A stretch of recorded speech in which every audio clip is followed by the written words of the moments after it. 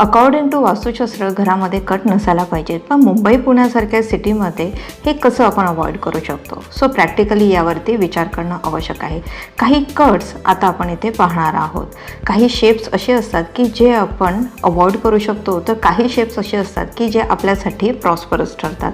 त्याच्यामुळे यातले कुठले शेप्स चांगले आहेत हे आपण पाहणार आहोत. प्रत्येक लेआउटवरती आपल्याला त्याचं सेंटर पॉईंट काढायचं आहे. त्याच्यासाठी स्क्वेअर आणि रेक्टँग्युलर शेपमध्ये ते असणं आवश्यक आहे. या झोनमध्ये इतका पार्ट कट आहे. दुसऱ्या लेआउटवरती कट करून जर आपण त्याच्यावरती स्क्वेअर केलं आणि त्याचं ब्रह्मस्थान काढलं तर आपल्याला लक्षात येईल की त्याचा हा थोडासा जो पार्ट आहे हा कट होत आहे. एल शेप प्लॉटमध्ये आपण जर का पाहिलं, जर त्याचा स्क्वेअर केला, त्याचा सेंटर पॉईंट घेतला तर जवळजवळ घरातला 1/4 हिस्सा कट होत आहे. त्याच्यामुळे असं घर घेणं अवॉइड करायचं आहे.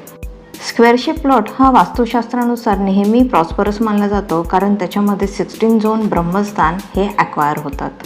फ्लॅटच्या मध्ये जर का असा कटआउट असेल आणि जर आपण याचं ब्रह्मस्थान काढलं तर आपल्याला लक्षात येईल की यामध्ये बराचसा पार्ट कट आहे. त्याच्यामुळे असं घर घेऊ नये. फ्लॅटचा जर का थोडासाच पार्ट कट होत असेल तर असा फ्लॅट आपण घेऊ शकतो. त्याच्यावरती रेमेडी करून हा फ्लॅट आपल्याला प्रॉस्परस ठरू शकतो. सी शेप फ्लॅटमध्ये आपण पाहिलं तर ब्रह्मस्थान आणि मर्मस्थान हे दोन्ही डॅमेज होतात. सो त्याच्यामुळे असे फ्लॅट्स घेऊ नयेत.